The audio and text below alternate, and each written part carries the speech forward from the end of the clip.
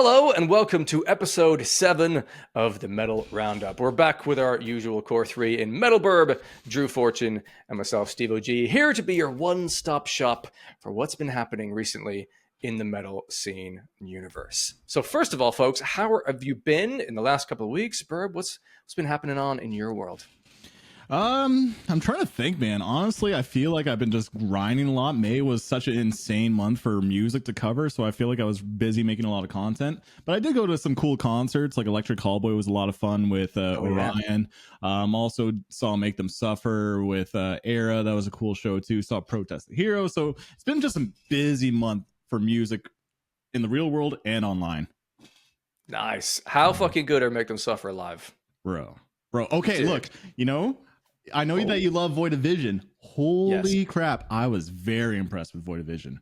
They are legit. They are legit. Like, I like them recorded too, but my takeaway might be that Void of Vision put on the best show. Like, Make Them Suffer is really good. Same with Era, but Void of Vision was the biggest surprise for me.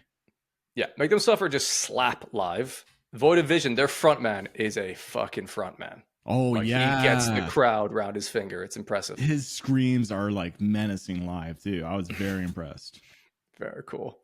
Drew. How are you? What's cracking? I know what's going on. How are you? Yeah, man. This question's it's the hardest question every week. It's like, what have you been up to? And I'm like, what the fuck have I been up to? I don't know. What have I been up to since the last episode? Content-wise, similar to Burb. Probably haven't had the same output as Burb, but I've been working behind the scenes. I've changed my entire setup around again. If you didn't already know it, camera angles changed, new PCs in, disaster. I finally done my cable management. PC. Well, it's a laptop that I purchased for. Remember, I was going to Brazil. Bought the laptop for Brazil, and it has a better graphics card than my PC. And my PC when I'm streaming is just shit sometimes. My old one. So I was like, I've got a pretty expensive laptop that I've used for 3 weeks whilst in Brazil. Why don't I try and make that my setup, and then I can have like a portable setup. So if I want to film my reactions in here and then go into the kitchen, I can just have a new environment and just chill out editing there. So I've done all that, and I've still got problems. So technology, technology, it never ends. But yeah, man, that's been the content grind. And then I'm going to France next week. That's going to be a bit of fun. First time in France. So yeah, going away for first time in France. Yeah. I had an opportunity when I was younger in school, but I just never went. It was like one of those like school tours. But going to the south of France for a week for my girlfriend's 30th birthday. So yeah, that's something to look forward to, a bit of a break. So I'm just going to like try and spend the next week just grinding as much as possible, and then just, really enjoy the break when I get there, instead of just slugging up to it and then slugging through the holiday and then just coming back sluggish. I'm just going to go earn the break and then back at it, So yeah, that's the best way to do it. 100%. Absolutely. Yes, sir. What about you, Steve? How's life on your end? Yeah, Steve. Nobody ever asked about Steve. I know, right? Moving on, actually. I'm good, man. Very busy. Very busy. I went to see a gig a few days ago. It was Tool with support from Night Versus. Wow. So big lineup. Yeah. And it was very cool to see Eric and Proto playing drums live. He is a monster. Yeah. Very impressive. Although I still have the same hang up that I always have with Night Versus. It's like, it's really impressive and there's some really cool moments and there's some great grooves, but like, give me a vocalist to tie the thing together. By the time they're in their 4th song, it's like, this is just like a jam band. I was just, after a while, it got a bit boring as something to watch, which is a bit of a shame. But cool to see Eric. That was worth it from a drummer point of view. And Tool are like incredible live, performance-wise. It was great. However, a slight gripe, and I was lucky enough to see them 2 years ago on the Fear Inoculum tour, and they played a lot of songs off Fear Inoculum, their most recent record, which is fine. Not as good as the older stuff, but like fine. And this tour, I swear they played even more songs off of it than the last time. They played one song off of Lateralis, one song off of Enema. That was it. A couple songs from Undertow. But like, here's the thing. They're now so expensive to see live. It's like £100 minimum for a ticket. And you don't know what they're going to play, right? It's the prerogative of a band to decide their own set list. And if I'd known the set list in advance, I wouldn't have spent the money. It wasn't worth it for my own personal enjoyment, but you can't know in advance. Now you can look at set list online for what they're doing on the tour, but that's too late. You've already had to buy the ticket months ago. Yeah. So that's difficult.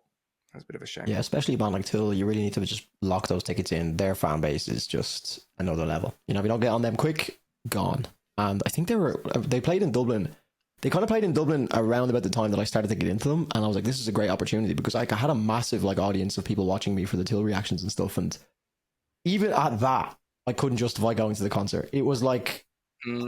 It was like I think €250 to go for a fucking ticket. Now I may have been late. Hell. I may have been getting like resale, but I remember seeing the most outrageous prices ever, and I was like, "Look, lads, I can't just." That was back before it was like full time. I was doing this, so maybe I could justify a little bit more, you know. But even still, $250 for a ticket for one night is pushing it, you know. Yeah, it's a bit tough. A couple of weeks before that, I think maybe it was after our last podcast, I saw Nickelback at the same venue. Loved it. So good. So fun set list. Yeah, they're good. They're good fun. And they play really well. And you realize they've got a ton of bangers. I believe you. I grew up hating them just because I jumped on the bandwagon. That's cool to hate on Nickelback. And then the older I get, I'm like, why do I have these opinions? I'm like, I've never actually listened to their music. So why do I just hate on Nickelback? It's just because everyone else does. But I've heard like some songs, I'm like, they're really catchy and they're massive for a reason. There's a reason why they're huge. Yeah, and also it's like the main singles, Photograph. Like Photograph's a cheesy song, but I'm sure they've got some cheese. Yeah, they've got some cheese, and that's okay. Cheese is good, but also they got like the heavy, hard-hitting riff moments too that I've heard here and there. So I'm down to check out a full Nickelback album once. I don't know if I can do a reaction video for it because I don't know if my audience is wanting that, but I personally want to check it out. Yeah. I think those and then next week, sorry, go on. Sorry, I think those videos tend to do well from experience when you listen to an album so out of left field, because like your audience will be so used to like seeing you check out artists in a particular genre, and then you do something just like so crazy. It's like, you know, I had a lot of people when the new Taylor Swift album came out, they're like, do a stream for it, it would be hilarious. And I'm like, it's actually a genius idea. Like, it's just something fun, something, because people are just so used to the same old music all the time, just to get a different opinion on something completely left field. So maybe it would be a little fun idea to do sometime, even on a stream, you know. Nickelback I'm literally stream. writing this down as a content idea. Like you're spot on. This is actually great content. Yeah, for sure, man. Next week we'll all have a Taylor Swift album reaction. I'll be wearing my Nickelback shirt. Man, But I've got a little holiday coming up next week because I'm going to Download Festival. So I'm going to see something like probably 40 to 50 bands in the space of 3 days. Cannot wait. And you've done your homework as well. Oh, who's on the bill? Let me look that thing up. There's a load, but the headliners are not really my headliners. It's Avenged Sevenfold, who I'm not really into. Fall Out Boy, which is a bit of a weird headliner for Rock and Metal Festival, to be fair. And Queens of the Stone Age. So like, fine. They're all big bands. They're not quite as exciting to me as like Limp Bizkit, The Offspring. Debatable. Make Them Suffer will be there. Era are playing. Imminence. While She Sleeps, Slaughter to Prevail, Babymetal, Hannah Health to be there. I won't see them, but they'll be there. Atreyu. Damn, Health is Thy Art is Murder, Electric Callboy, Machine Head, Pantera. There's fucking loads. Some great. Yeah, that's loads. I think we still need to lock in the idea of making a download trip next year or something. Like, I mean, it's easy for me. It's easier said than done for me. But if the lineup next year, I think I was actually considering going to this year, but I don't know. I think I just paid too much attention to like the big headliners, and they didn't really do much for me. And then I looked at like obviously the smaller bands, which I am into, but it just didn't have the same appeal. Knowing they'll be playing on like some small stage, and obviously now if it's next week, you said, yeah.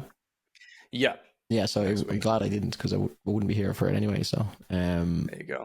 Yeah, maybe next year. Well, let's have a big old reunion for Download. Maybe for a different one, because the thing is, I thought about I could go and try and line up some interviews and do kind of vlog things and sort of work it, but it's such a holiday mecca for me that I just want to enjoy the bands. But maybe at a different festival I wouldn't normally go to, like a Bloodstock or something. Maybe we could do that.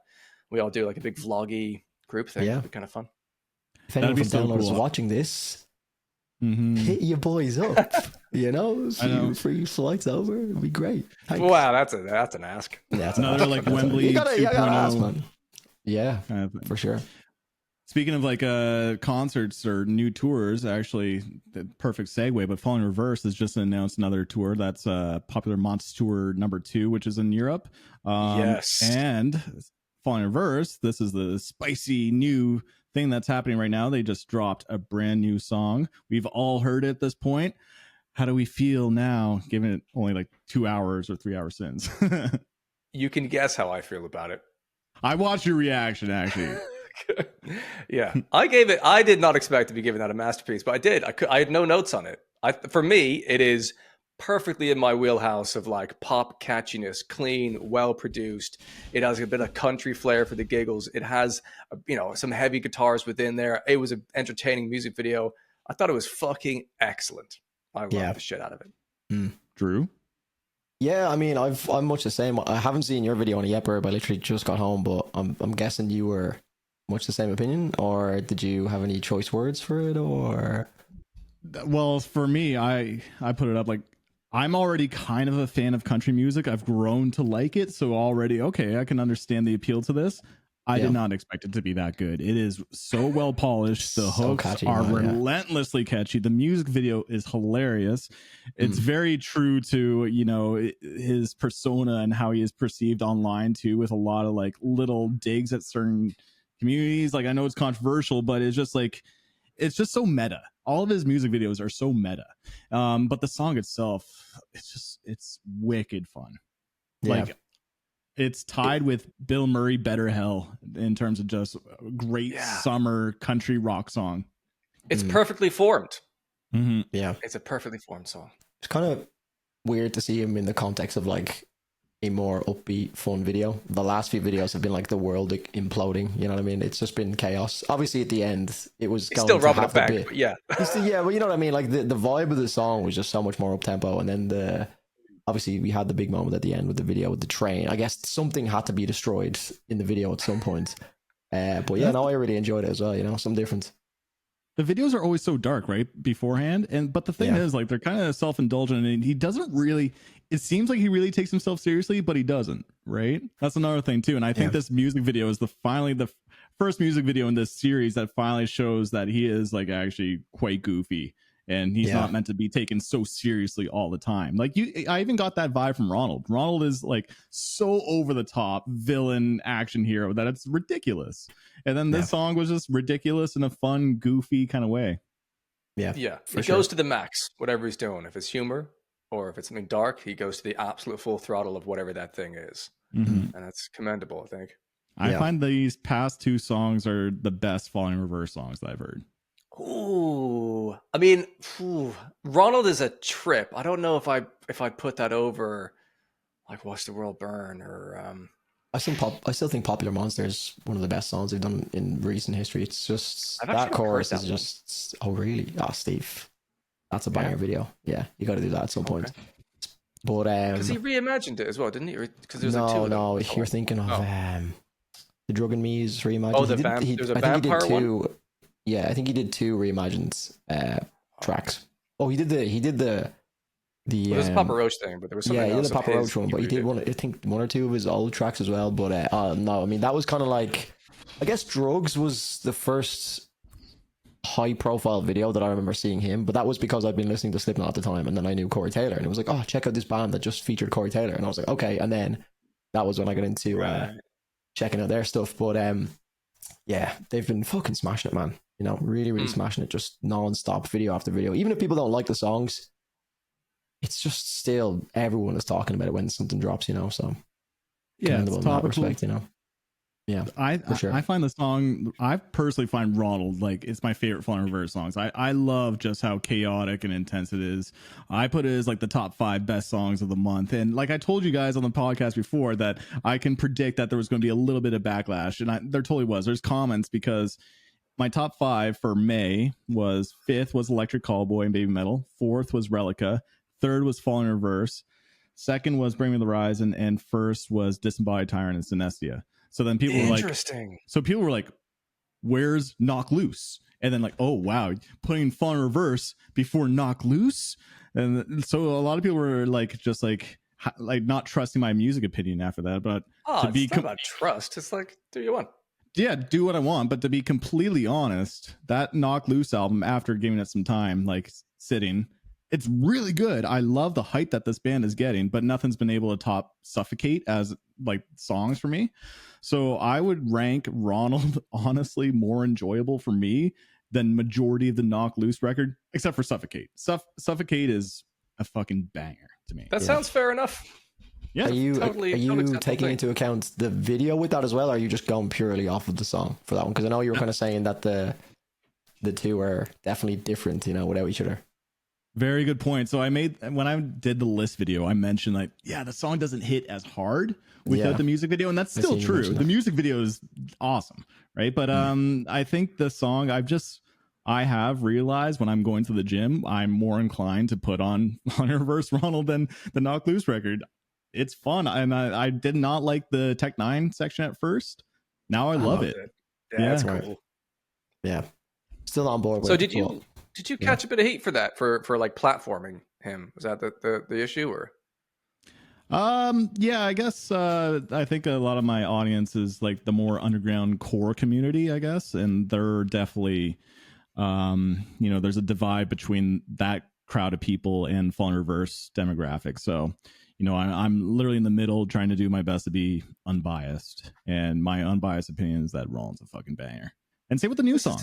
I mean, surely, because your video is the music, right? So that's a musical list as opposed to the entire spectrum of band and identity and all that stuff, right? Yeah, but also speaking of the band, like I mentioned before, you got to take into account that it's not just Ronnie. There's so many people working on these tracks too. Like they got a great guitarist, Luke Holland, Jason Richardson helped write Ronald, and Tyler Smith is a great producer that made even the newest songs so polished, and the nuance in every instrument you can hear so well. It's just such a well refined track. Yeah, fair. The only thing I'd say about the actual songs themselves, and it was something I'd kind of thought about. I'm kind of annoyed I didn't bring it up in my actual thoughts after checking out the latest song, is that I just worried that a lot of the breakdowns are going to sound very similar on the new album. A lot of it is like down, then, like it's almost starting to sound like a lot of the songs. Now, the overall songs are really, really fun, but there's noticeably a pattern. And I know the musicians in the band are all very talented, and I'm sure they're capable of just doing something more unique than what they have been doing. Like the songs themselves, there's been some sick riffs, and like I said in Ronald, that was the first time in a while that I've been really fucking into some of the actual riffs on the songs. But just with this song again, I was like, they're using the same similar style breakdowns. And I looked at the track list for the actual album, the Popular Monster album that's coming out whenever. It's Popular Monster is number 2 on the album. So Steve, you definitely got to check that out. You got to check out the video because it's such a good video as well before the album actually drops. Just so I think it'll help the context when you do eventually check out the album as well. Well, Popular Monster is number 2, and then there is the country song that we just had is number 3, and then Ronald comes after that. So it's like, I'm guessing it's going to be like a Sleep Token thing where most of the singles are going to be released, and then we'll have all new tracks towards the end. That's based on how I'm guessing it's teeing up. Now the first song looks like, I didn't see the length of it, but it's not been released, so I don't know if maybe that will be a single as well or whatever. But yeah, I just hope that it doesn't have a repetitive feel to the breakdowns in all of the songs, because I think the album will be fantastic otherwise. I feel like you're kind of right. I feel like if once we hear the album, every song's just going to be bam, da, da, da, it's literally like it's slight deviations in it, and I'm not trying to sound like a fucking little dweeb about it, but it's just noticeable. You know what I mean? It is. It's not an uncommon thing. I was thinking it, and someone commented on a TikTok that I posted about it, and they were like, I was like, do you know what? Like, that's actually a good point that I haven't really seen many people talking about, is they are starting to sound very similar, but we'll see. Wait until the album. Electric Callboy had a bit of that for me out their last album. A lot of their breakdowns are very kind of similar, sort of tempo, expression with the screams, the guitar riff sounds, the way the rhythms go there.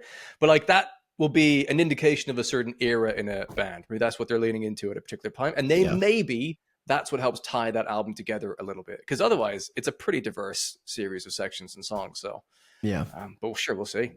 Yeah, that's a good point. For sure.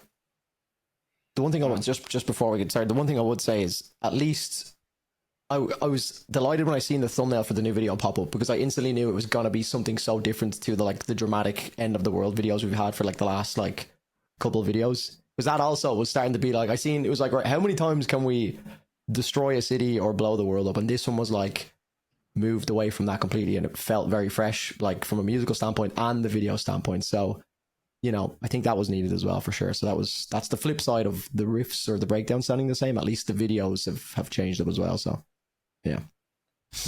Yeah, true. Another band that was supposed to be playing Download Festival, but they have pulled out, is Bad Omens, and they were headlining the second stage. They had a big slot at Download. They've cancelled all of their UK and EU tours because for mental health reasons, I believe it is. Yeah, which is a shame for them on their end, and there's a lot of disappointed fans and the rest. There was a bit of odd backlash online because they then booked a headline spot in the US later on in the year. People were like, well, you canceled Europe, but now you're just playing gigs in the US. It doesn't make any sense. It's like, but that gig is in months and months from now, and you know, it's very different doing an entire tour that includes like festival slots in the UK versus doing like a one-off later on in the year or something. But so people were complaining about it. Yeah. Well, no wonder. Have you met the internet? No wonder there's extreme burnout. yeah. Even complaining about the burnout, like that's the whole reason why he's doing it. Why the band needs a break. This is it. Yeah. I think it's like there's a lot of hypocrisy. It's like the same people that will be posting, like, without making this very dark, but like the Chester Bennington quotes and like, you know, the mental health and music and stuff like that will be the same people that are posting that stuff, will be the same people that are also tearing down the likes of Noah Sebastian for clearly making a mental health decision to not show up for a show, you know what I mean, or a couple of shows. I know obviously maybe doesn't look the best. I can understand why people might be frustrated, but to go out and like attack the band for what is clearly a decision to, I would imagine, you know, prolong the band, because if they just keep going, they'll burn out, crash themselves into the ground, and then everyone will be annoyed. There'll be no band anymore. So I think it's very hypocritical from some people, I would imagine. I can just imagine the same kind of people that complain about that would be the same people like, oh, look after your mental health, and posting like, you know, chest, like it's just, it's all just that internet noise again, you know. I can't imagine someone posting a tweet in anger being like, I can't believe you're canceling this tour, it's unacceptable, and then hitting send and going, I'm right about that. Like, I can't imagine that feeling is any way good by whatever they decide to do there. It's weird. It's just like a lack of awareness. It's like, forget the just being an idiot about it. It's like just such a socially unaware thing to do, to be like, I've cancelled my plans or whatever. Or like, I think I was listening to something earlier where they were saying like, you know, oh, I've cancelled plans to be at this show. It's like, that's not on the band if you've cancelled your plans to go to their show. It's unfortunate. You can't just assume that everything is going to go according to your plan and everything else has to follow, you know? Yeah. I literally saw an example over here. So maybe we should probably give some extra context to the listeners who don't know the full situation, but Bad Omens did tweet this out on May 23rd, and like post on all social media, but I've been experiencing what can only be described as extreme burnout. While all the touring and work that we put into this album cycle the last several years has been so gratifying and rewarding, it has also pushed me to the limits of my mental bandwidth, putting my mind and body in conflict with one another in ways that are becoming detrimental to my health on the road. That said, after a heavy consideration, we've decided that we need to cancel all our performances coming up this summer in Europe and the UK. This decision is the best interest of my health and well-being. And it goes on a little bit more. But then literally on Twitter, 1, 2, 3, 4, 5, the sixth reply that I'm seeing, only 6, it says, to be honest, I hate bands that do this. Don't book shows you cannot do. People have spent money to see you, but all you give is apology. Waste of time and effort. And I don't know why people say positive things. It's their own fault playing too many shows and the fans have to take the hit. Imagine Jesus being Christ. That fucking entitled. It's like saying, listen, if let's say he broke his ankle or he broke his back, something, right? So he couldn't do the fucking gigs. It's like someone then going, hey, listen, you shouldn't book a tour if you're going to then break your back and you can't do the tour. Like, he's not going to predict a burnout situation. You can't know that that's coming. You make plans for the future based on best case scenarios, and then that doesn't always work out. Yeah, and honestly, the band is a business. They're losing out on so much potential money. From canceling all that stuff. They don't want to do it. Money and growth of fandom. If you're playing a festival, you have a massive curiosity index of people that come and watch you, especially if you're headlining a stage. Like, well, these guys must be good. Let me check them out. Like, it was a massive opportunity that they're having to turn down. That's a tough decision. Yeah, Oh, like man. I'd imagine it's like they probably just haven't had a moment to even fucking rest because Bad Omens like weren't the biggest deal even like 2 years ago. You know what I mean? Ever since the Death of Pizza Mine come out, these guys have exponentially grown. So I'd say since that moment, they probably haven't stopped, and it's probably just catching up with them now at this point. And now the fans are like, well, what the, you know? So yeah, I'm happy for the band. If that's the right decision for them, go and do it. Obviously, the reason why the majority of people, from what I've seen, being the issue is that they've gone ahead and announced other shows after cancelling the shows in the UK. So it's like or in Europe. So the European people are the main people that are getting on the bands back because it looks like, oh well, they're booking shows in the US, but I haven't seen the dates. I can only imagine the dates suit the band from like a It time was to October, actually I heal, believe. you know. Yeah. So they've just Many months pushed down the line. their dates down the line to suit them, and I'm sure they'll be back to Europe when they feel ready to do so, you know. Or maybe they won't because the European fans are being shitty. I mean, they're like, you know what? Yeah. Okay, back to all. Spite them completely. Yeah, I don't know. Hopefully not, because then we can't see them. But There you go. No, we'll see what they're happens. great live. It's fucking, it'll be worth the wait. Fantastic. They're For awesome sure. live, yeah. Yeah. But yeah, it's like a boiling frog scenario. You know this one? If you put a frog in boiling water, they will leap out. But if you slowly raise the temperature, they will stay there until they boil. So it's the same kind of thing with burnout. You don't really know what's coming. You just hit a wall suddenly. Yeah. It's so weird, especially in the YouTube game too, right? Like I'm like putting out so much content, my output's doing really well, and then all of a sudden I'm just like, I can't do it. I just don't want to do it. And then also like, you know, there could be some stuff happening behind the scenes where I'm just like, you know, maybe I should focus on some relationships and or like family stuff before, you know, putting myself online. And then like your audience, I don't know if it's happened to you guys, but your audience can tell a little bit too when you're like your mood. I noticed in 2023, like when I revamped my channel and editing and all this stuff, people notice a mood change. People were just like, wow, you're like glowing, Burb. You seem a lot more content. I'm like, I guess I am. Thanks for noticing. So yeah, taking those breaks and burnout, it's a real thing. Yeah. And you could burn out having fun. Like I'm feeling because of the download festival coming up, I'm trying to get a bunch of stuff done like Drew, so I can schedule things so that the channel will still continue in my absence. And I'm having a great time doing it, but it is too much. And I am just about managing everything in life right now. And it's for fun. I'm having a great time, but it's like, it's a lot currently, and I do need to rest. And I'm thinking download will be great for that. I'll just disconnect. I'll have almost no mobile signal because I'll be in the middle of a field, and I think I need that. I'm trying to think though, burnout from having too much fun. Yeah.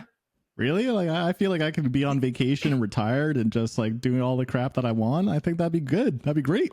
Yeah, but you'd always crave. You'd miss you'd then start to feel guilty. There'd be something else. You'd feel guilty then for not doing something, you know. You'd be like, oh, I'm wasting my life away here, you know, just chilling on this beach. Maybe, you know, when I actually said this out loud, it sounds ridiculous. Of course you wouldn't. Never mind, ignore me.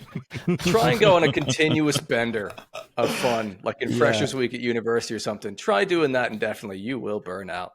Well, it depends on how diverse the fun is. If you're doing the same thing all the time, then yeah. Too much of anything is bad for you. Yeah. Yes. Well, there was another fucking great song that came out recently, which was Electric Callboy with Babymetal. That was massive. I adored that song. That was great. What did you guys make of that one? Well, I already mentioned that I put in my list for May. So Drew, how do you feel? I'm gonna ruin the phone here. It was alright. I mean, it was a fun song, don't get me wrong, but it just felt like if I take both bands individually or both groups, whatever we're calling them, it was like the weakest of the two individuals, if that makes sense. Like, wow. I thought if combining them together would make the most spectacular song, but I just feel like it was a very stale effort. That's what I felt.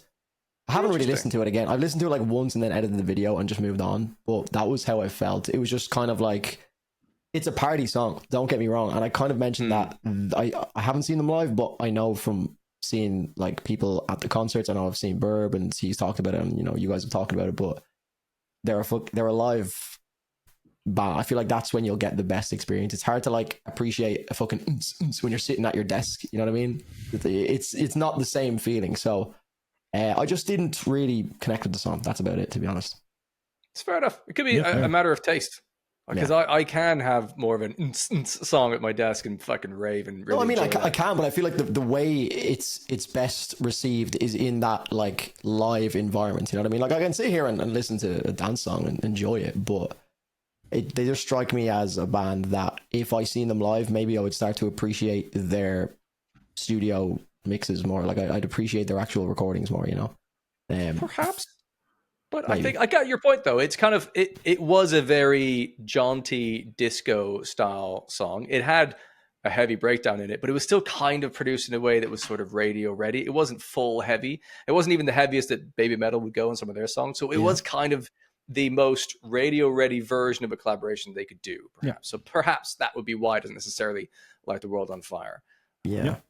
Yeah, like totally I wasn't even looking for like any crazy breakdowns or anything. I just felt like the song was just quite tame from both artists. For like how out there both artists are, I felt like it just could have delivered more. But I mean, I get why people are into it as well. You know, it's fun. So I agree. I think it is a little safe considering both bands too. But I think just both of them together, they're both super fun groups, and hearing them make a track together just overall makes a fun track. But I think it could have been a little bit better. I also mentioned that the music video concept was a little lackluster considering the other music videos that we've gone from Electric Callboy. The story wasn't that interesting.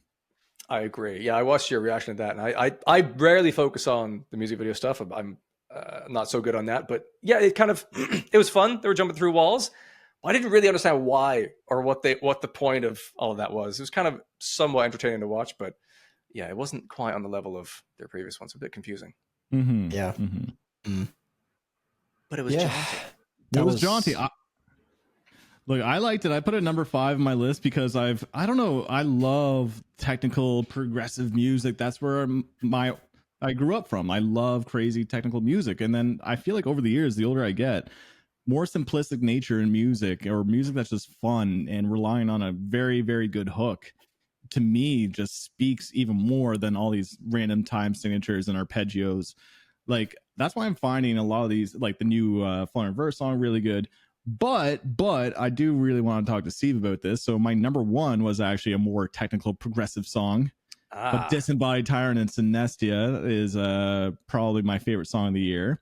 Wow. And I heard that you heard it, but I'd love to hear your thoughts. Yeah, I finally checked that out on one of my Twitch streams. And gosh, hang on. Let me look up the rating that I gave it. Which song was it? It was Winter. And I can look this up. I didn't give it a hot. You know what I gave it? I gave it a not for me. Yeah, I kind of figured, to be honest. Yeah. And like I liked, and I think I might have applauded the fact that it's great. It's a different version. You're taking deathcore and you're adding like just legit classical music within that, and you're bouncing around that. It's adding more dynamics than otherwise deathcore has, because it tends to be pretty full throttle. So I liked that aspect of it. It felt a little bit like if AI was asked to write a classical and deathcore mashup, then that's exactly what it delivered exactly on the expectation, I think. So if that's what you enjoy on both those ends of spectrums, and that's what you're hoping for from a song, then it would have absolutely delivered on that.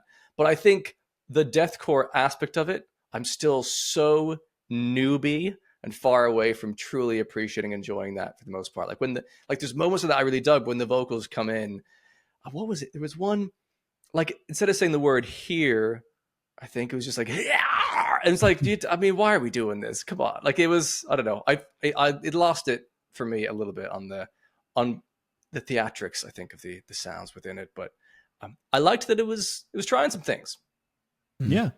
I totally understand that it's not for everyone. It's like it's extreme. Like the drums are programmed, right? But I personally find like the structure to the track and the moments, the breaks in between before the next drop. Like I watch other people's reactions, and there's certain like drops in their music that hit every time. Every time I see someone's reaction, they're like, ooh, like there's so many just like actual stank faces to certain parts. And to me, AI can't do that. AI would fuck that up. So that's, I think, for being so young, personally, that are just incredibly talented. It's insane. How young are they?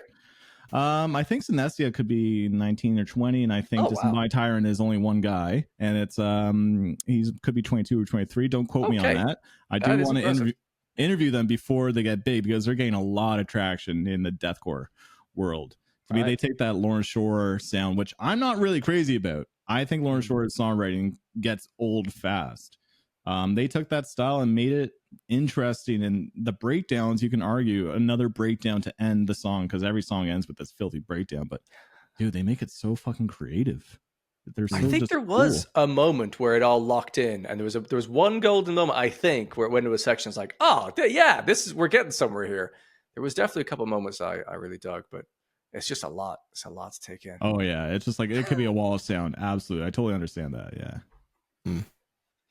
Yeah, that's exactly what I thought you were going to think of it, to be honest. I was predicting in my head it would be not for me, but I still wanted to see if we could, like, I won't say convert you, because I'm not going to say I'm like the biggest fan. I've shared much the same opinions as you, Steve, as you know. But just certain deathcore tracks I just lock in for, and I'm like, yes. And that winter track, I didn't love the other one, the intro track to the EP. Yeah, I mean, it was good. The breakdown was wild. It was so silly. Like, it was just so many silly moments in it. But the winter track, just the drive in it, the energy throughout the entirety of the track, and some of the lyrics as well, the way it was synced with the video and the punch, it was great. You know, there's like electronic build up in the middle of the song as well that like leads into the call out. It was just so sick, man. Yeah, so it makes it even crazier how young they are, because they are influenced by a lot of like movie soundtracks and video game soundtracks, and that you can hear in their music. There's like these epic choirs. I'm like, this sounds like Dark Souls or Elden Ring or something. So I already like the appeal of that kind of like music too. So that's why I love it. It's very possible that exposure therapy will eventually get me there, as it did or is doing with Knocked Loose. Like, I fucking couldn't stand listening to Knocked Loose because of the vocal style. But I got to a point where that Poppy song, I gave it a masterpiece. I thought that was an exceptional song. And for whatever reason, the way that song was balanced with the vocals between Brian and Poppy, it really worked for me. And I think it gave me that dynamic change I needed, because Brian's very one note. And I fucking got it for one song. I totally got it. And I think I gave the next one a Delicious, which mostly I just be like, not for me, but my Discord and Twitch chat are really trying to break my spirit. It's great. I love how the audience, the community, tries to expose you into more styles of music that you normally wouldn't listen to. And I feel like I need to jump on one of your streams and get you to force you to listen to Meth Witch and Infant Annihilator, like just extreme metal bands. Wow. I've heard one song, I think, by Infant Annihilator. Is that Cunt Crusher? Because there's amazing drum playthrough. That's madness. Yeah. Well, now another thing, I can't say that. It's not in North America. That's a bad word. Oh, it's still not a great word over here, but like when you're Irish, it's kind of charming. You cunt, you know. Yeah, I always find that fascinating. Like, that word is just like second nature over here, and then it's like, whoa, when you speak to anyone from outside of like Europe, it's like, whoa, hold on there, buddy. I'm like, shut up, you cunt. Sorry, I had to do it. I hear that on my Discord. People drop it. I'm like, oh wait, you're from Australia. That's why. Yeah. Australia, Ireland, UK. Yeah. They're like go zones for the CUNTs. You know, you can drop them any day of the week. It's no problem. What did you fellas think about the Bring Me album? I'm awful at these segues, by the way, Steve. You're good at them. That's perfectly fine. It was fine until you said this is a terrible segue. Yeah. But yeah, it's more fun if you bring it up that it's a terrible segue, you know. But anyway, Bring Me album. What do you think of it? Well, I put in the title of my video or thumbnail like shape of emo to come, or like revolutionizing emo, and I know those are bold words to use. Maybe modernized emo might be more applicable, but you know, titles. I think and why I say that is because like the emo scene, there's a lot of artists trying to recreate it, and hence why we have the revival core sound. With bands like Sea of Space Cowboy and other bands that are in Static Dress, and it sounds like awesome new modern emo, but Bring On The Horizon has mixed it with hyper pop, and it's so digital and it's so raw and punchy. I'm like, this sounds like a whole new take at emo music. It seems like, okay, finally this is not trying to bring back that old emo sound and just with cleaner production. This is like a new take at emo. So that to me, it was like, this is refreshing. yet it's so catchy. It is incredibly catchy, and that's always been one of my favorite aspects of Bring the Horizon. Since their deathcore days, they've been catchy. They've just made metal rock music always catchy, and this album is just relentless with melodies, and so I loved it. Yeah. Steve? Totally agree. It was as if Bring Me reached into the past with one hand and into the future with the other one, just like fucking fused them together. It sounds like kind of futuristic music, but it's so laced with nostalgic callbacks, sometimes specifically to previous, rock anthems or moments. There's moments that sound exactly like they're straight out of Papa Roach or Marilyn Manson or like other bands I've mentioned, like Lost Prophets, which no one's allowed to talk about anymore. But like there's a certain sound that happened in the past that they're kind of bringing into that. And it really fucking works. And it's essentially, there's moments where it's like pop punk within that. Some of the choruses, I mean, the song Lost is based like a pop punk song, but then you have heavy breakdown, but then interesting editing and production in it that no one's done before, with the absolute staccato-ness and a breakdown the way that they have within what is otherwise a pop punk song. Like it really tests how stringently we're holding on to genres that we like. It's like, well, if you like this song and there's this moment in it, maybe you want to go down that rabbit hole and discover a whole other bunch of bands are in that particular section's kind of vibe. It was really impressive. Now, very well said. Oh, thanks. Another applause. But I don't know. I mean, I think I gave it a delicious, and I think it probably will have a case for masterpiece at some point. They tend to come out with things that one day we all look back and go, that was a moment, what they did there. And now everyone's doing the same thing. It's probably going to happen to an extent. Sometimes I find it really confusing. I thought it was too busy, too chaotic in some moments, but like, what the fuck do I know? On first listen, some things are just, you're not ready for them yet. And they might grow over time. Yep. But very impressive. How do you feel, Drew? I'd mirror much of what you guys are saying. I checked it out on the day it released. It was actually, we haven't even really spoken about how it was released as well. That was crazy. It was like, we've been waiting for how many years? I mean, it hasn't been that long since the last album, but I know it's been like delayed so much that it probably felt longer. But just like literally 24 hours notice. And I think these days, man, because of how long album rollouts can be drawn out, it's kind of just refreshing, and it does build more hype around an album when it's like, ready to go, it's our weekend. And I'd say bands that had an album planned for that weekend are just like, fuck off. I know, right? Like just people planning to, I'd say that is the worst thing in the world, because it was just Bring Me weekends, like just poor things. But I mean, I did like the album. They are just the king of melody, aren't they? Ollie Sykes just writes some of the most ridiculously catchy stuff.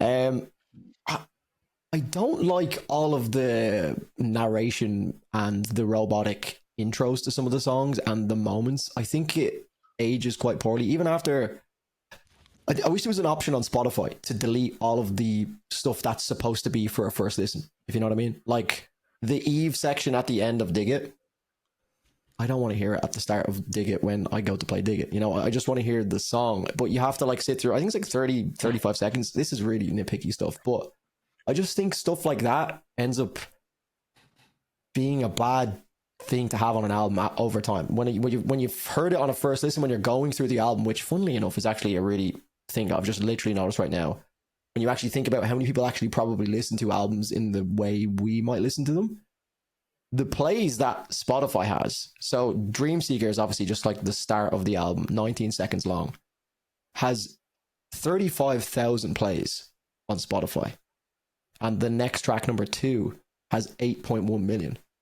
So that screams to me that 35,000 people, give or take, am I missing something here? On Spotify at least, are actually actively clicking an album from start to finish and going through it. But like even that discrepancy, if you get do you get where I'm going with that? At all. That's not like many at all. The discrepancy between 35,000 plays on the first song, because it's only 19 seconds, so surely it should have loads if people were even like clicking into it for a moment or two. But like that screams to me that 35,000 people on Spotify have listened through to this album as its intended format. You know what I mean? So I don't know if that's just another broader topic to be had on the way people are consuming music these days, but that just shocked me there. I was like, whoa, 35,000? That's wild. 35,000 is so little. And then to hear that song on Spotify. And it's 19 seconds. So I'd imagine like most people who are going to click it are going to listen to the full thing anyway. So does that mean that there's like 35,000 people on Spotify that have like said, it's Bring Me Time? You know, it's not even that many people. That's not unique people. That is plays. Yeah. Like, so that's that accounting for people who are less. just looping the album.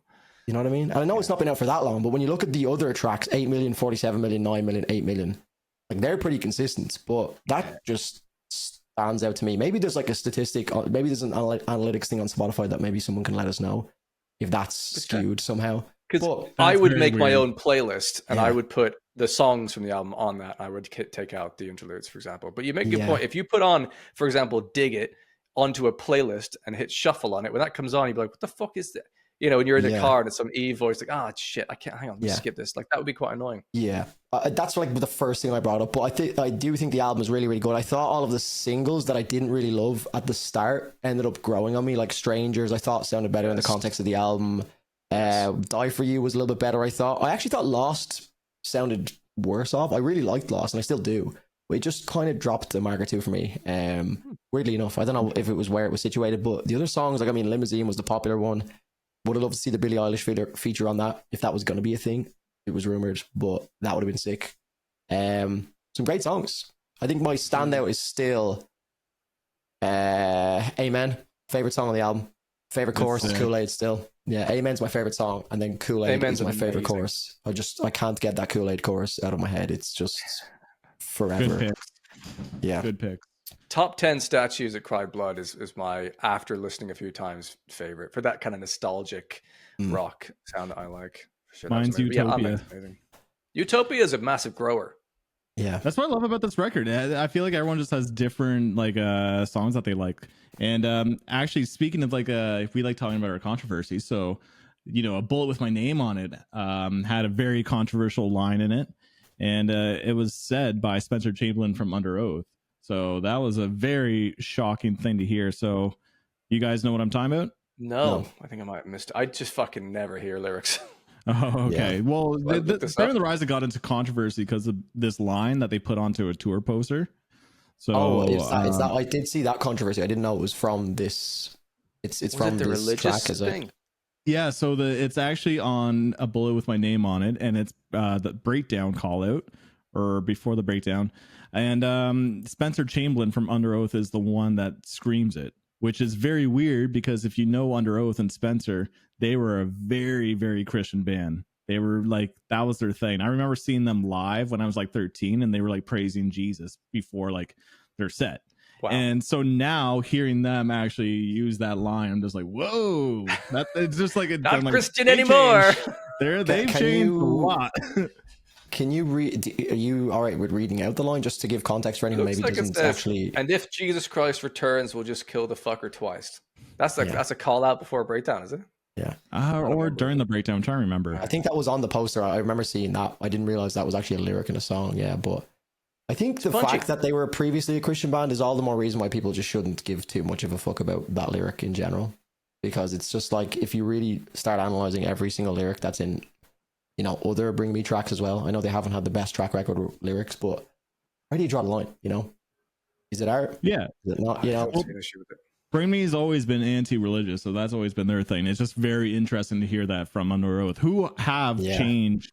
Like they've been public about them, you know, changing their views on Christianity too, and you know, now they're dropping F-bombs, and a lot of their fan base is like, "Oh, why would you do this, Under Oath?" So now they're like, it's like them like doubling down. Them just like, "Oh yeah, we're doing this line," and just like, "Whoa!" Like it's just interesting. Not having like opinion on it, I just find it interesting to grow with this band along the years and then just see them totally change their perspective. Yeah, nothing is forever. Nothing's forever. Like, exactly. You can't predict. Like there's always a risk if you get a tattoo of a band on yourself because you don't know whether you'll align with them in future or a partner. Terrible idea. Yeah, for sure. If you want to guarantee you're going to break up one day, get your partner's name tattooed on yourself. That starts the clock. Yeah. Sorry, lads. I'm like sweating, and it's really hot in here. I'm going to change into like a shirt or something. Okay. It's all G. You do that. Me and Steve can keep the show running. Will we keep the show running, Steve, or will we? We can. Yeah, we can. We can also keep the show running. I literally had to walk off on the last one to go to the toilet and I just turn my camera off. We don't really have a protocol for when that happens. It's just like I was sitting there I and I think had what my Burb's legs. doing here is good. You keep the camera on, walk away. It's obviously not there, but it's not like you've just disconnected. Yeah. See, that was the thing. I didn't know because you were so deep in a conversation and I'd held it for so long and I couldn't find an opportunity. The conversation was flowing so well and I was like, I'm going to kill everything here. But I actually watched it back to see how it went down.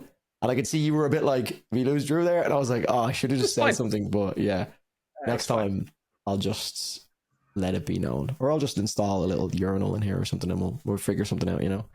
But, how are you feeling right now? You good? Do you need the toilet? I'm good, man. Okay? Yeah, I'm good. This would be a great time to go, but I'm happy that I'm all right. You know, we're good.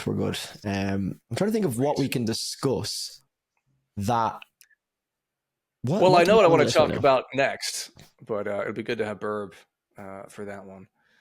We could tee it up and have our own thoughts and have our little discussion, and then say, "Hey, Burb, we think this. You're on the hot seat now." You know. Sure. You could do that. Oh, currently, I'm planning on keeping all this in the episode. If you're watching this on YouTube, you can just skip ahead. I'll put up chapter. That would require some editing. So who needs that? Who's got the we'll just leave it on that? For sure. It's all part of it, you know. It's authentically us, you know, the whole time. What is? I want to hear this topic now. What is the topic? We should just start it. So and we can. Every once in a while, Craig Reynolds will poke the reaction channel bear. Burb's on his way back here. With his thoughts on reaction channels, and it's something that like I think is an interesting discussion to have, but equally I fucking love Craig Reynolds as a drummer. I don't want to cause any online beef with the man. I have too much respect for him, but at the same time, like I don't agree with his take on this thing in particular. But so Craig Reynolds, the drummer from Straight from the Path, has said in the past things like he considers reaction channels to be parasitic, that you're just like taking someone else's original content and trying to like gain views and money and fame off of the back of that as a kind of intentionally opportunist sort of thing as a reason to do it. And he did some reaction stuff in the past himself, and he's since stopped doing that because he feels like it's what he said something I'll cut in the video clip from his story. Multiple reasons. Number one, I started doing it because there was people faking their drum videos, and I wanted to tell people this is why this is fake. And then people stopped faking their drum videos so much. You're welcome. And then I started getting known as like a hater and getting known as like a reaction guy. And no offense to the other reaction guys, but that is loser. That's loser shit. Like being known for watching other people is not why I went into doing music creation. I get it, but like not only can you not monetize it, it becomes this whole clickbaity, like you have to pretend that you're impressed at everything. Nah, not for me. If someone comes out and they're quite obviously fake, I'll be making a video on it. But he said that is like loser shit, is to do reaction stuff. Now, in fairness to his perspective, and he alluded to this point in the video, he wanted to be a creator of music primarily. So doing reaction stuff is not going to be something that he was like innately drawn to do. So it's not something he's going to value himself if he values some other things. It's fucking fine. Yeah. But what I find unfortunate and difficult is it's the view that his way of doing things, or anyone that decides not to do any kind of content that we do, that is the valid way of doing things. And it's not really allowing room for all kinds of different conversations or media type or, things that people enjoy. And the fact of the matter is, the reason any of us got into this, I can speak for the three of us, but you can fucking, speak for yourselves, but like, was because we enjoyed like reaction content as a medium. We found ourselves seeing the value in it. We gained something from watching someone else, adding a point of view that's interesting or unique or informative, and want to be a part of that ourselves. And the fact that reaction channels do have, a large audience that happens over time, depending on how decent they are, etc., or whatever the bands are that they're covering, is an indication that this is what society values and enjoys and wants. And there's so many instances where something you might not like or think is the right way of doing things or is important or not, that's just one person's opinion. It doesn't make it correct. And it's totally fine for other people to do that. And you don't have to necessarily like be, you know, negatively comment on that. Just fucking ignore it. If it's not your thing, absolutely fine. Yeah. Yeah. I mean, you did nail that. I mean, like I've seen the back and forth. Not even the back and forth. It's so one-sided. This is the only response that there's ever been that I've seen anyway. So, I mean, from my understanding, what he used to do was he did reaction videos like during the pandemic because he had downtime and there was no touring and stuff. And then he's obviously gone and he's changed his mind a little bit on that. But I don't have much of an opinion on it. You know what I mean? I think there's so much content on the internet that, depending on who's looking at it, can just think this is a waste of time. This is bullshit content. But at the end of the day, I'm not creating content for the likes of Craig Reynolds. And if that makes him feel better to go ahead and, you know, every opportunity he will go out of his way to shit. Like there was moments like I followed him on Instagram and everything, and it was like I'd open up his Instagram and I'm like, I'm sure he doesn't know who I am, but it's like, just tag us next time. You know, it's so. And I get his humor is very funny. I do really enjoy his humor, and I'm the exact same as you. From what I've heard from Stray, I love Stray. Very good band. He's a fantastic drummer and he's very entertaining. I watch all of the Downbeat episodes, so this is not like coming from a place of hate, but it's just like, I don't really get the whole like continuously going at it. It's like, we get it. Nothing's realistic going to change. Like, I don't know, man. Burp, have you got anything to add? I don't want to dig too deep into it as well, but I do find him really funny. And even sometimes when he's talking about reaction channels, I'm still laughing at him. I'm like, this is kind of hilarious, to be fair. This is all new to me. I did not know any of these opinions. It was just today I found out. But you know, I've been following Craig since the Heart Machine, actually. So I've been a big fan of him for a while. But I find his opinion completely invalid. Completely invalid. You know, with the reaction content that he's made, just totally. I just find his opinion completely invalid. And sure, you can change. I totally understand, but you know, to use parasitic, I guess now Jake Lurs and Will Ramos, who do reaction videos, they're parasitic too, I guess. Then, well, basically, this is it. The ones that he would do, the reaction content, he was looking at drummers who were purporting to have real, like, legit drum playthroughs, and he was calling out when they were kind of actually, you know, doing some fakery in the background, making it look like they were playing perfectly in time, but actually it was edited in a way. So his version of reaction content was adding a unique perspective and expertise and value to that content. And that has value, in my opinion. And clearly he thought so, at least at the time. And that is what the better end of the reaction world do as well. They add additional context or perspective or expertise to make it something of worthwhile. It's not just like, I would agree that there's a world where if all you do is you put up a video, for example, and you just look at it the whole time, you're not adding anything to that piece of content or that anything to the discussion or the interest. And that's a different thing, but it feels like he's perhaps lumping a lot of the whole thing into the same bucket, perhaps in a way that I don't think makes a lot of sense. We have followers because of the value that we bring. It's simple as that.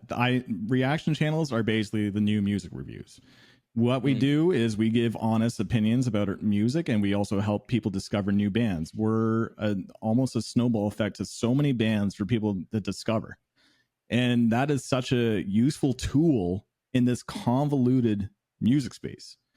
And I'm doing my best to change the perception of reaction channels by doing some honest commentary, plus making it entertaining. And when we hear commentary like that, it sucks. It's a bummer, especially from Craig Reynolds. And, you know, it's not, to be honest, it's not really a nice thing to say. And I've never said anything bad about Straight from the Path or him. Then, you know, Straight from the Path are awesome. Like Tom, like one of the nicest dudes ever. Tom from Straight from the Path has been very supportive of my reaction videos for that band. He's been in the comments. He seems appreciative. Yeah. He understands it. But yeah, it's just the band. So every individual in a band is different too. So we all do our best to bring value. And again, I just feel like we're the new music reviews, and it's just the way that it is right now. Yeah. But back to the question, like, rock magazines back in the day, were they parasitic, or were they, reviewing and commentating on original content someone else made and then sharing that, that interest and recommendations in a magazine form? It's just different now. It's a modern live it's a version new of the medium. same thing. It's a completely new medium for reviewing content. But look, I understand that if you tune in to, and we've had this conversation, I guess, around it before with like how entry level content reaction videos can be and are. Like anyone can sit down, turn on their phone. Everyone has a phone these days. They can record themselves in sync up audio. So the entry level nature of the content does allow it to be opened up to, we've all seen them throughout the years, the people that will jump on hype trains, and then they'll just follow that hype train and just continuously follow it, and that's the content. And partly I agree when he's, it's hard not to lump us into what he's talking about, but I agree with him to a certain extent when it comes to those style channels where, like Steve said, if they just sit there and all they do is, hey guys, going to check this out today, let's go. They watch the video, they have never heard of this band before, they don't listen to this music in general, they're just jumping on because they've seen other reaction channels are doing it for views, and then they say, yeah, that was fun, yeah, I'm off, good luck. Obviously, I'm not going to sit here and lie, there's been many a time that I've done that in the past, but the idea with, the last couple of years is to actually start refine our knowledge and hone in on an actual genre and start to offer more in-depth opinions. Obviously, some people may not agree, and some people might say, well, I don't think you're right. I think you're saying something wrong here. But, the point is that we're trying to expand our knowledge, whereas some channels, which this is where I do agree with them to a certain extent, is, on a surface level, if you just look at someone looking at a video, they maybe talk over the best part and then they just offer nothing at the end, and then they're gone, and you'll see them on the next popular video from a different genre. I do hear him on that one.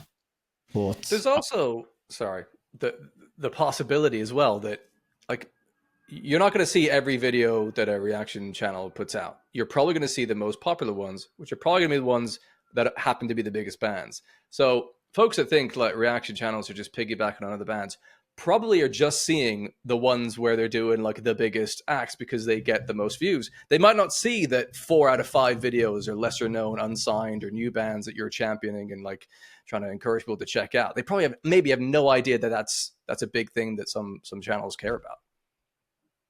Yeah. I've defended the value of reaction channels in the past. I remember when Finn McKenty did the whole 99% of reaction channels are trash, and then I made a whole debate. So, a lot of the same opinions that I have in that video are still apparent here. I just feel like, reaction videos are still have a lot of value. And I think one thing that I can agree that is parasitic, but I think we all can agree that we don't want to do this, is the whole titles and thumbnails, the use of like clickbait, rage bait. That is a problem with YouTube and just the internet in general, like with news headlines and stuff. It's trying to gain the people's attention. That is something that I think we all hate. I wish I could just upload my video, no thumbnail, just video number 348, straight from the path reaction. Like, that would be amazing. People just watch it. But it's trying to understand the psychological aspect of like how to grab people's attention, because we're not famous by any means. We're not established musicians, right? We have to kind of work our way into the scene a little bit. So it's very tough for us not being established already to get that credibility for people to watch us. And so, unfortunately, we have to resort to some titles and thumbnails. Although I'm fine with mine, I just still don't like doing it. I just know that I always stand by the titles I make. But I think that is something that's a little bit parasitic. When you type in, a band or a song, and then you get like 50 thumbnails, and everyone just going, "Wow!" Like, it is over the top dramatic. But that's just internet. I think there is way more parasitic things online than reaction channels. I think I don't know where this video was found, but if it was from Twitter or something, then Twitter to me is just way more parasitic and negative than just finding reaction videos on YouTube.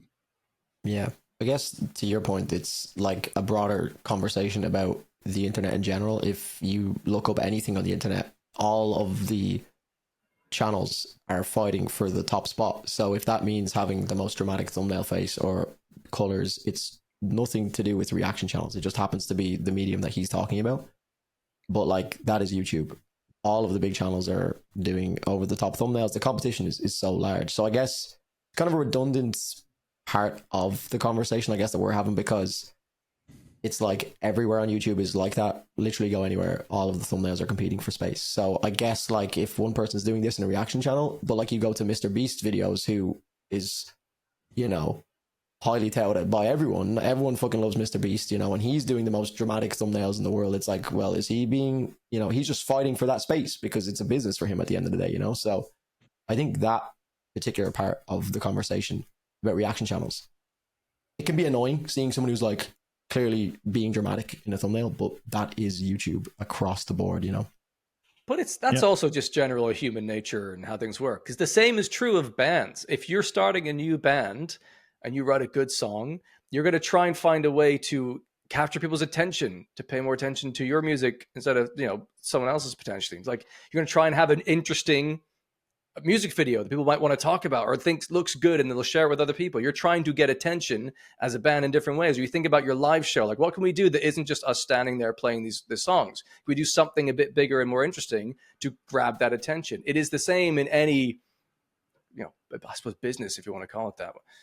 In a way, it's make it something enticing, something people might be interested in, because especially now, people's time, it's so divided isn't the wrong word, but it is called upon by everyone, and you can't do everything, you can't watch everything. So like, what's going to be the difference maker that might make someone interested in your take or your point of view on something?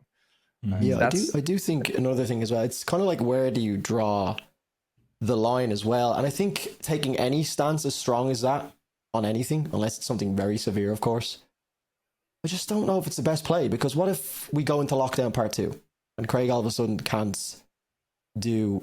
he can't go touring, he can't do anything? It's like he's dug this hole so deep that he is so against reaction channels that he may not be in a position to be able to do reaction content anymore. And also, he's just like killing the opportunity to do content. Like I did tune into his stream the other day, and I guess this is to kind of like even play devil's advocate on the part that we're kind of agreeing with him on, is he was on his stream and his audience were like sending him music to listen to, which is fine. We do it all the time. And it was like the audience's bands, and he was sitting there reacting to their music. It's his content. There's people watching him. It's the same thing. He's live on Twitch. People can subscribe so he can gain revenue from that. His fans, his subscribers, his followers are watching him react to their stuff.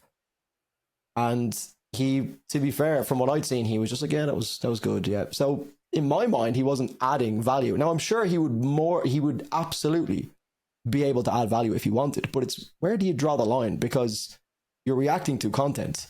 So, you know, if you're on the internet reading an article, you are reacting to that content. You know what I mean? So it's just, I wouldn't go so far down the rabbit hole of like stamping, you know, putting the signpost down that I am not doing a reaction video ever again. All reaction channels are terrible, because you could just end up in a situation where, you know, touch fucking wood, there's no more pandemics, and he doesn't have to go back to, like, you know, possibly having no other content to film. So yeah, that's just my final thoughts on it.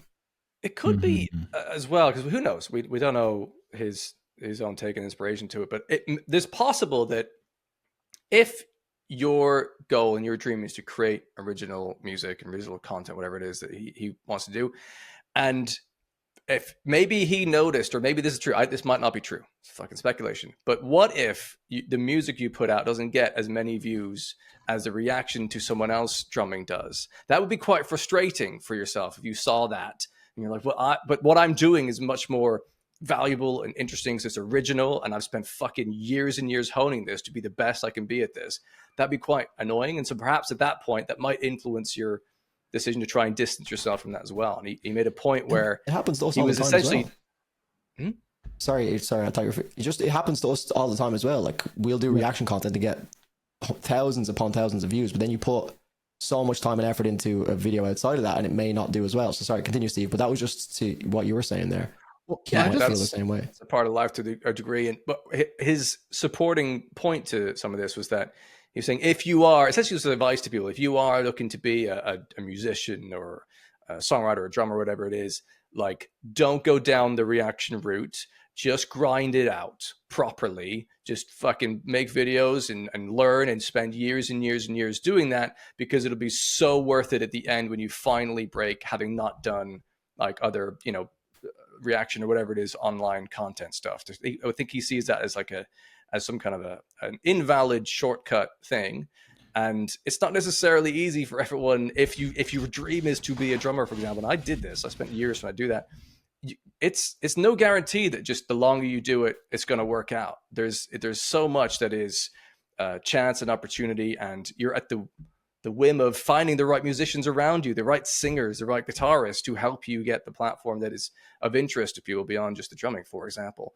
But just, I think the idea that there's a valid way and an invalid way, I don't agree with. And let people do whatever it is they want to do. And what is it to him? He's done just fine doing what he's doing, and I applaud him for that. He's a fucking incredible drummer, and he's doing great things with his podcast and, you know, all the other content he does as well. I find it really entertaining. Like, you do you, I'll do me. Coming from the business marketing world, though, is that, you know, you should never put all your eggs in one basket. You should try every avenue that you can to get your product out there. So why just say, you know, grind it out and not even try reaction videos? Why not just try everything? Try, because we're not the reason a band will blow up. By no means. We're not that. But we're a tool. We're an asset that can help out. We're basically marketing for some bands. You can keep grinding it out and just saying, no, you're too good for reaction channels. Well, you're just limiting your options. Like, to me, I'm sorry, but that's silly advice to me. I think literally, I've been working in the business world, helping out other companies before doing my YouTube channel, is always never put all your eggs in one basket. Spread it out, see what works, and go from there. Yeah. Limiting your options for an ideal is an odd choice, especially. And the comparison I think of now is like in the drumming world, there are drummers who consider using double pedals cheating and invalid. They're like, nope, you should do all those really fast kicks with one foot. That's the proper way of doing it. It's like you're just limiting your options to be creative unnecessarily. Like it doesn't make sense to me. I think Craig would probably agree with that point. Like he uses double pedals. I don't think he would consider that to be cheating. That's, you know, you're using advancements in technology and you know, equipment to try and do something more than what you could currently do. That's a applaudable endeavor, I think. Especially when reaction videos are trendy. They're so, like what we were just talking about earlier about, like, you know, the views do really well, and then when we do non-reaction videos, they don't always do that well. And like, you know, a perfect example for me is I reacted to Dream Theater, The Dance of Eternity, which is one of the most challenging songs ever written. I got 100,000 views for me just going like, whoa. You know, I did talk about like the nuance and instrumentals, right? But that's the basis of it. But then I took 4 months to learn the song on guitar. I put out a guitar cover. Don't give a shit. Well, it got 50,000 views. Oh, that's amazing. So, but at first, like the first year was like, I think 20,000. And then in like 3 years, now it's 50. So it's still good. Like it's still good. But I mean, like it's still not the 100,000 views that I got in only 2 years. Yeah, of course. I have the same thing in my drum covers. I've put on like 3, maybe 4 online. I think they're averaging like 800 views, maybe 1,000 views. But like, I don't care. It's fun to do that, and I enjoy that. Same with covering unsigned or up and coming new bands. They're not going to get mad views. I try and be clever with the titles and thumbnails to showcase this is why you're going to enjoy this. This is why this will be of value. But like, I'm not. It's not like an obvious thing. Just do a reaction and it'll fucking go nuts. It's like, no, it depends on what you're doing, how you're doing it, what you care about. Exactly. And yeah, and there's so many bands that I've helped out over the years from reaction videos, Aviations, Breakaway.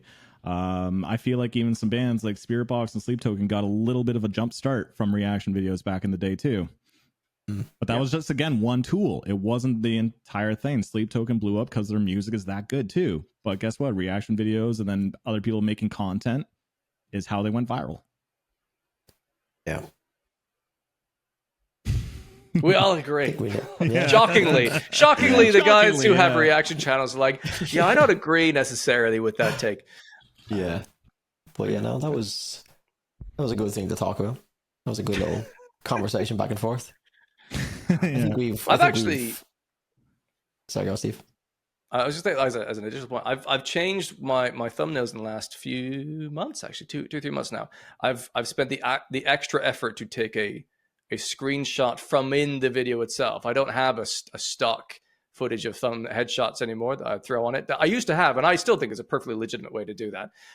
That expresses what I felt on the inside in like a very engaging, well color corrected kind of way. But now I'm just taking screenshots that literally happen in the video. So what that kind of means is if I really enjoy a song, but actually didn't give me a visceral reaction of like, oh, fucking hell, then I'm not going to find a good, screenshot thumbnail. And it's like, well, is that then necessarily going to be an interesting video for people to watch if that's not actually what I had a biological response as? And it still could be.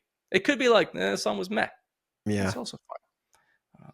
But yeah, it's just the YouTube. That's just the YouTube game then again, isn't it? It's like, do you put the big, shiny, glossy thumbnail there, which will attract more attention? It's just naturally going to be more eye-catching. When YouTube sends you your analytics and they say like, here's 9 different thumbnails, and they put your one in the middle of like 9 or 8 other thumbnails, and they say, does your one stand out? And then you start to realize it's like, okay, this is just a big game that you have to just play or get left behind. It's just, and again, it's putting me in with like non-reaction videos as well. So you're competing with not only the other reaction channels, but just in general, people's, side of their feed on their screen is going to have loads of different thumbnails. And if you might be competing with a Mr. Beast thumbnail at the same time. Yeah, just goes exactly. up like, it's good luck.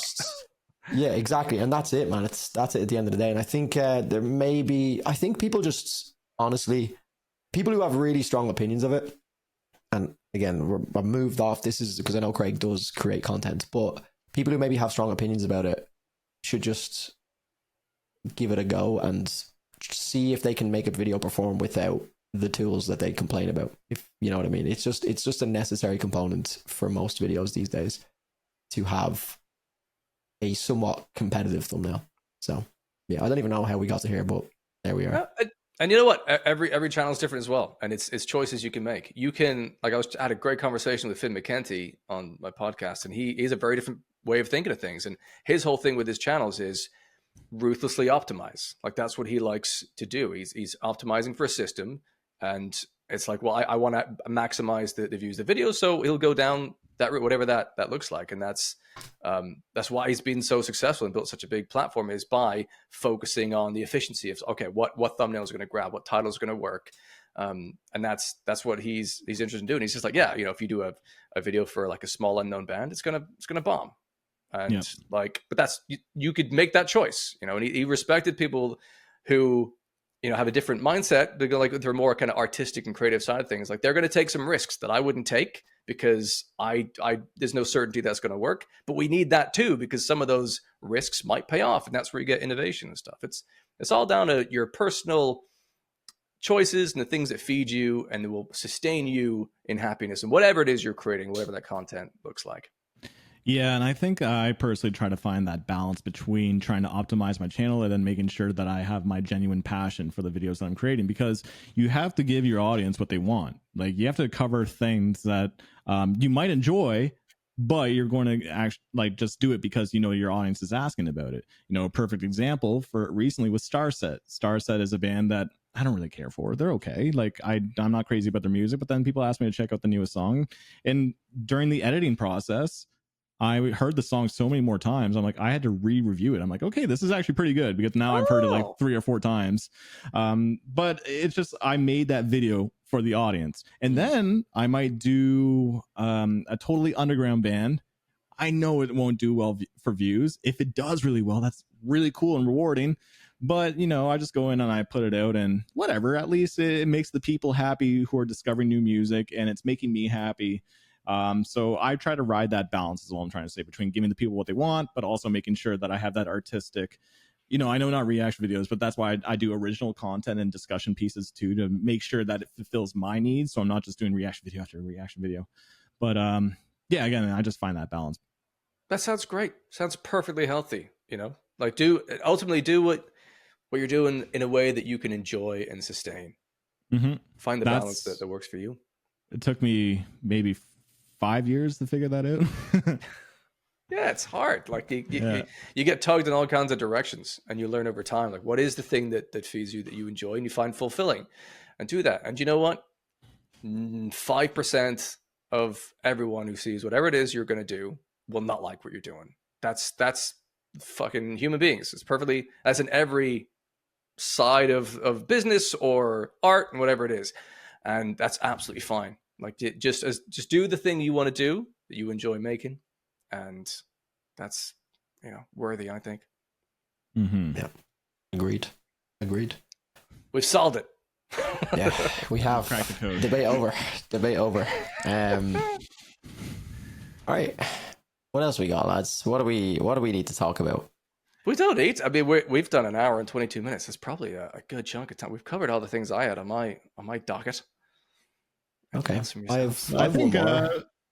Oh yeah, go ahead, Drew. Oh no, I was just more curious to see what your thoughts, because I'd imagine this will go up tomorrow, so it's still pretty fresh. The Darko album. I seen you listen to it, but I just want to know your thoughts. We won't go too deep because I know Steve hasn't heard it, but just out of curiosity, what did you think of it? I might not get to it. We'll see. Okay. Well, you read my mind. That's what I was going to bring up too. I'm like, we haven't talked about the Darko album, which they dropped on a Wednesday too. They tend to have very interesting drops, because I think their EP dropped on December 31st or something. I'm like, oh, that's a really interesting day to drop an EP. Yeah. Now on a Wednesday.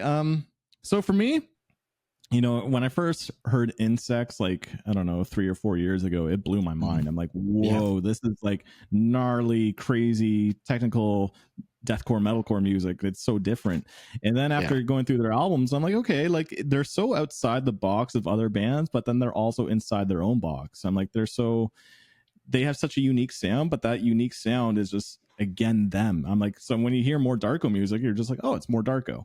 But then going into this album, I was pleasantly surprised by how creative they went with the electronics and the sample work. And there was a strong EDM influence and like techno influence at certain times. And it was very, very cool, and a lot of melody. I'm like, this is what I needed from this band. They're really, really trying to expand their creativity, which I liked.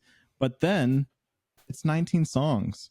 And I knew going into it, I'm like, this is a lot of songs. How are you going to make it interesting for 19 songs? Yeah. Thing is, Darko has not even toured Canada yet, or even toured, I think, in general. And they already have 3 albums, 2 EPs, I'm pretty sure. Like, it's so much music. And I'm just like, I think the problem is that the band and Baby J absolutely respect the dude so much. But I think they're too ambitious, that if too much weight on their shoulders that's bringing them down. It's just like, it's too much music, which is such a weird complaint to have. But it's like, when you have that much output, it's almost like the less is more. And so you just hear, at the end of the day, when I reviewed it, I'm like, the least interesting aspects of the album was the metal stuff, because I'm so familiar with the Darko metal stuff. It was like the weird, creative, random moments. I'm like, whoa. And then the more softer moments, I'm like, that was cool. But then when they went back to the metal, I'm like, this is cool. But I'm like, it's familiar. So it was a weird complaint, and I think it's because they've had so much output. That was a good point. I never even. I mean, I kind of had the same opinions in a weird roundabout way. That, like, I think one of my things that I just wish, because I thought it was so good, and that was like the one thing that I was like, I specified that before I listened to it. I was like, if they pull off an hour and 11-minute long album full of their style, and it sounds great and doesn't make me so fatigued, this is going to be one of the best albums of the year for sure. But I got to like track like 15, and I was just kind of like, that's so deep.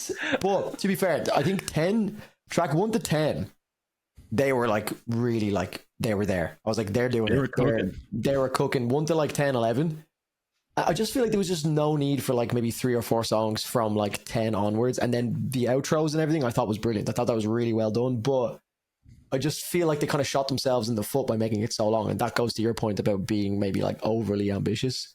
But they had, like, if I was to map out exactly how Darko, for my own personal taste, should do an album, it was that up until like track 10. It was like, slow song, insane song for 2 tracks, slow song, insane song, slow, and it was flowing nicely. But I did think that, like, I know they're so talented, and like Tom Barber has some of the best like deliveries and flows. He just sounds amazing. And Baby J is obviously doing the drums, he's doing the production with Ashtone, and then he's doing the guitars. But I just felt like there was literally, I was calling it out in the album when I was hearing it. Anytime there was anything more than like a 0 played on the guitar, it was like noticeable, because it was that few and far between. It was, to what you were saying, the metal did actually seem like the least interesting part of it because of how fun the other production elements were. But I would have just loved to hear some more riffing on it. Like, if there was actually some even solos, and I'm not even the biggest solo guy. Just something in there to kind of switch things up, I thought would have been very nice from like an instrumental standpoint. But overall, yeah, one of the most ambitious albums of the year. I thought this was like a good example of what Diamond Construct were kind of going for in terms of their creativity. It wasn't like overly distorted where you're like doing this with your headphones. It was like very well put together, you know? So, yeah, Steve, have you heard anything by Darko?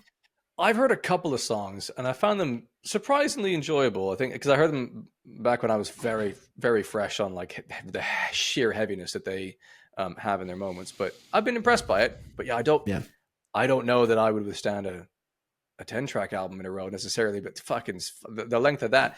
Has anyone ever really enjoyed like a double album ever?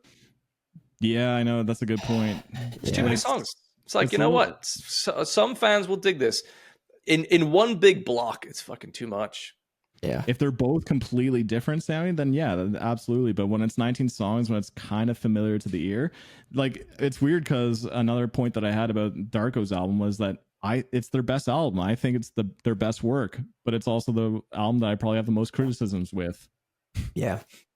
It's definitely, I think, a return to form from their self-titled album. That's kind of how I described it. I thought that Oni and what was it? It was Oni and they had another one. Death Mask 2 was the like EP they brought out. Like I know they brought out like 2 last year or the year before or whatever, but I just never really went back to them. I just kind of listened and I was like, this is to me a lesser version of what the self-titled album was. But when I listened today, I was like, okay, this has a lot of the same spark going. It has the same sparks going off in my brain that I had when I first heard. I think Insects was the first song I heard by them as well. And I just remember hearing that and I was like, these guys are different. And also it doesn't help that I think since Darko have come out, there's been a lot of bands that are doing similar sounds. So it has gotten a little bit diluted as well. So their sound isn't as unique now as it was when they were doing, you know, the self-titled stuff. So that's just another thing that they're unfortunately kind of blessed with for being the first people to, I guess, in my mind, to do it. That like alien core craziness, you know? But overall, really fucking ambitious album. One of the most ambitious albums of the year for sure. I think it may grow, but it may also be one that I just don't know if I can go back to, especially in full, you know?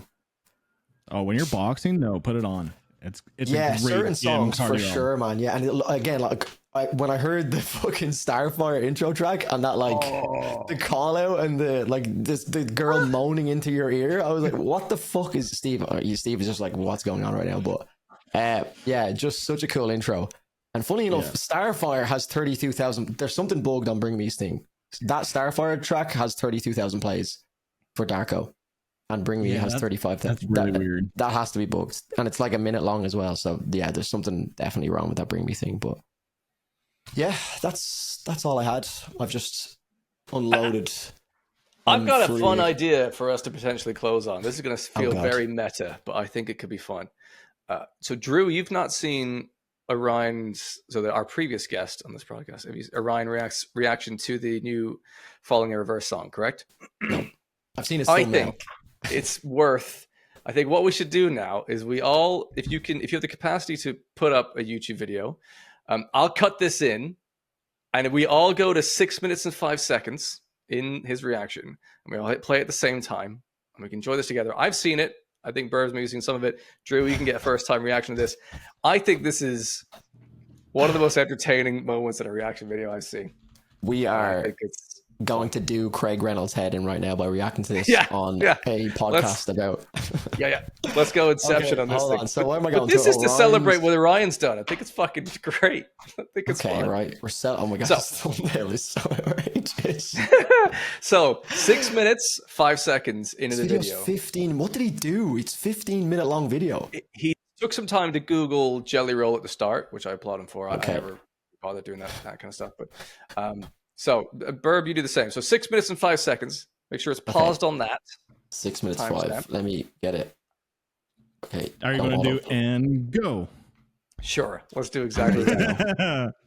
Now, this might be a clusterfuck of sound if I end up hearing some audio from it in your speakers and things. But mine's muted. I'm just fine. Great. Yeah, just look at the visual. That'll work. Drew, enjoy this, and then we'll watch along. So, and go. Breakdown, baby. Let's go.